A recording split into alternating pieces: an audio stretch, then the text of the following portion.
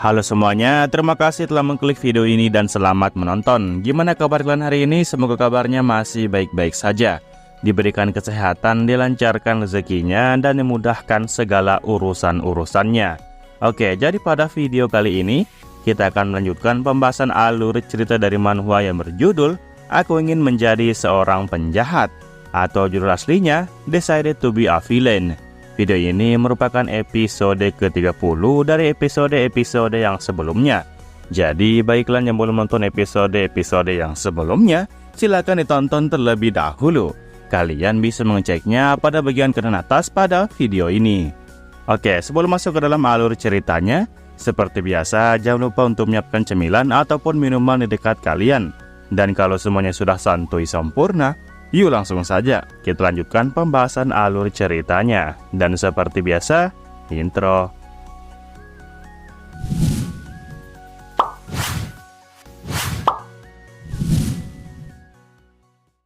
Oke, setelah memberikan pukulan kerasnya kepada Catdog, ketiganya pun langsung terkejut pada saat itu juga. Catdog yang masih kesakitan, kemudian dia pun mulai mundur ke belakang. Namun Kamigin dengan cepat kembali memberikan serangan sikutnya ke arah bagian belakang dari kepalanya Catdog. Nah, setelah memberikan serangan kepada kepala bagian belakangnya Catdog, Catdog pun akhirnya berlutut dan tumbang pada saat itu juga. Kamigin yang melihatnya dengan senang mengatakan kalau dia berhasil menumbangkan satu orang. Nampak Catdog yang sudah terbaring tak berdaya tepat di samping kanan dari Kamigin. Nah, melihat kejadian ini yang secara tiba-tiba membuat Wolfman terkejut setengah mati. Sementara itu, di sebelahnya yaitu Wilher hanya berteriak dan memanggil Kamigin dengan sebutan dasar pengecut. Mendengar dirinya dikatain sebagai pengecut, tentu saja langsung ditanggapi oleh Kamigin. Kamigin berkata bahwa di bagian mana tindakannya yang pengecut. Kamigin seakan meminta kepada mereka berdua untuk menjelaskan dari mana sisi pengecut yang telah dia tunjukkan. Wilher bilang bahwa bukankah Kamigin sudah bilang sebelumnya kalau dia tidak akan menggunakan tangan pada saat dia menyerang. Tetapi apa yang Kamigin lakukan barusan itu benar-benar tindakan seorang pengecut.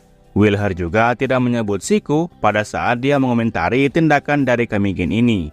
Kamigin yang mengetahui kalau Wilher belum paham, kemudian kembali menjelaskannya kepada mereka bahwasanya dirinya memang tidak menggunakan tangannya.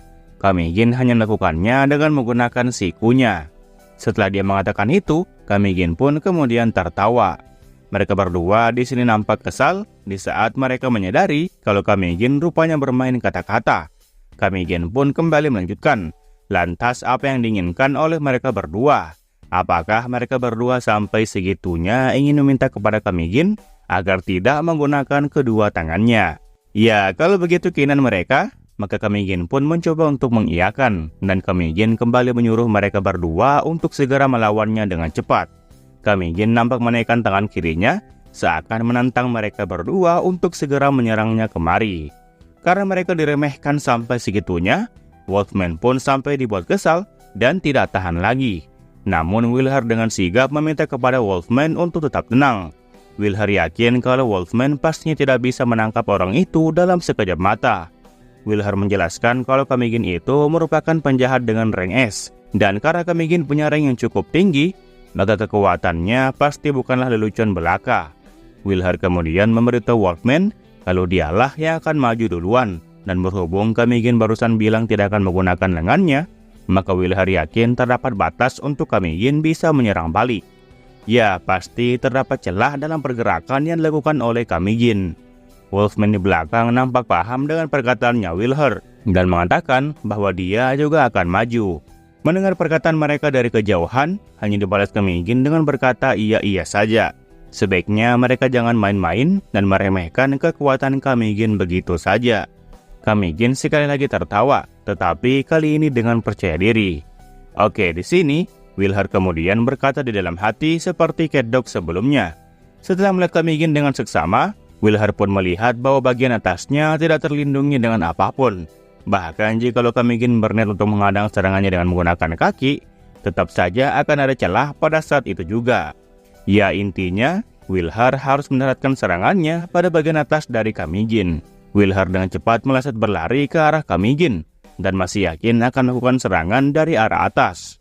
Sementara itu, Wolfman di belakang nampak memuji tindakan dari Wilher. Dan dengan begitu, maka Wolfman bisa melakukan serangan setelahnya. Namun, secara tiba-tiba, Wilher yang sudah sampai di depan Kamigin langsung diberikan serangan telak pada bagian kepalanya. Dan Kamigin di sana nampak tersenyum dengan jahat. Menyadari kalau Wilher terkena serangan dari Kamigin, Wolfman di belakang pun seketika menjadi waspada dan memperhatikan apa yang sedang terjadi. Ya, Kamigin memang tanpa menggunakan telapak tangan maupun sikunya. Kemudian dia pun mengambil pedang andalannya. Dan dengan itu, Kamigin pun mengangkat pedangnya ke atas dan hendak menusukkannya ke tubuh Wilher di bawah. Dan ya, seperti yang kita duga, Kamigin berhasil mendaratkan pedang tersebut dan mengenai tubuh dari Wilher. Kamigin juga tersenyum licik dengan gigi-giginya yang tajam. Setelah memberikan serangan barusan, Kamigin dengan nada yang senang kembali berkata kalau dia berhasil menumbangkan dua musuh. Dan karena kejadiannya berlangsung cepat, Wolfman di belakang pun kemudian bertanya dengan gagap perihal apa yang baru saja dilakukan oleh bajingan gila ini.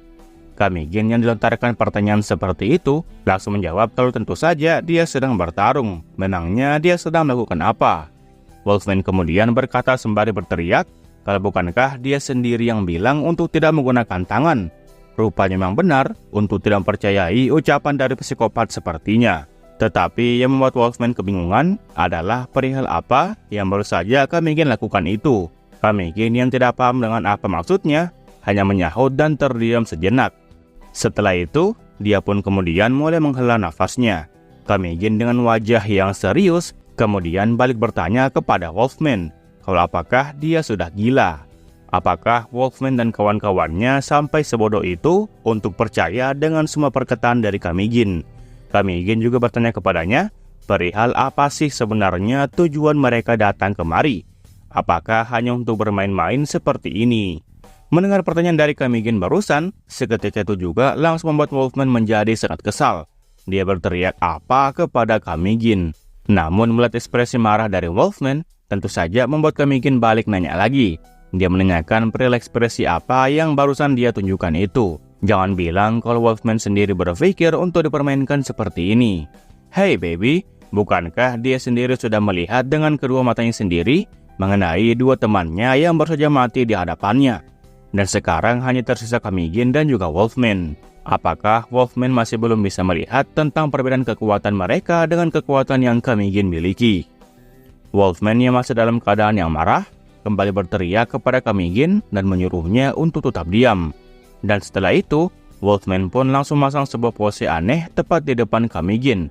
Dan secara tiba-tiba, dia pun langsung berubah menjadi wujud yang mengerikan. Ya, Wolfman telah bertransformasi ke mode Death Wolf atau serigala kematian. Dan Wolfman di sini langsung menerjang Kamigin dengan sangat cepat.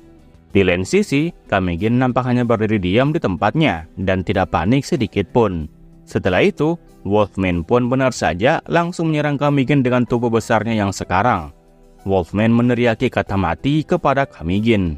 Namun sesaat setelah dia memberikan serangan tersebut, mata Wolfman pun kemudian melotot terkejut.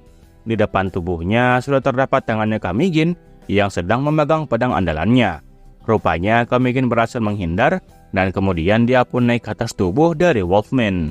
Kamigin bilang kalau serigala mana yang gerakannya lambat seperti yang tadi itu. Apakah Wolfman sudah yakin telah melakukan transformasinya dengan benar? Wolfman nampak tidak menjawab apapun dan hanya terkejut tidak menyangka. Setelah itu, dengan tubuh yang gemetaran, Wolfman pun bertanya kepada Kamigin perihal mengapa Kamigin bisa memojokkan dirinya dengan mudah. Kamigin langsung memotong kalau sepertinya Wolfman tidak cocok dengan pekerjaannya sebagai pahlawan. Dan Wolfman bahkan diberi nasihat kalau dia tidak pandai memilih pekerjaan yang cocok untuk dirinya sendiri. Jadi untuk menyelesaikan masalah ini, maka Wolfman sebaiknya mati saja. Setelah berkata seperti itu, secara tiba-tiba Kamigin dengan cepat langsung turun dan memberikan tebasan ke leher dari Wolfman, dan cairan merah dengan deras keluar dari sana. Dan setelah dia berhasil membunuh mereka bertiga, Kamigin pun kembali bertanya-tanya perihal kemana Purson dan Bos Kim-san pergi pada pagi ini. Namun sebelum pergi mencari mereka, Kamigin kemudian teringat dengan Citri, yang dimana Citri pernah bilang kalau dia mempunyai alat pelacak atau semacamnya. Kamigin berhasil memantai pahlawan Guardians yang datang untuk menyelidiki lokasi dari Molek. Oke, setelah itu, kita kemudian berpindah ke dalam gua Gimonten lagi. Di sana terdengar suara orang yang ngos-ngosan, seakan mereka telah capek melakukan sesuatu. Rupanya orang yang ngos-ngosan itu merupakan seorang penjahat yang kemarin sempat mengejek dan menghalangi Wildcat untuk pergi dari sana. Dia nampak ngos-ngosan dan berkata kepada Wildcat kalau dia mengerti dengan permintaannya itu. Namun Wildcat di lain sisi telah siap dengan tinjunya dan segera menghabisi mereka semua. Si botak dengan pelan mengatakan kalau Bos Molek pasti akan segera menangkap Wildcat. Namun setelah itu, Wildcat berhasil mendaratkan pukulannya dan membuat cairan merah keluar dari sana.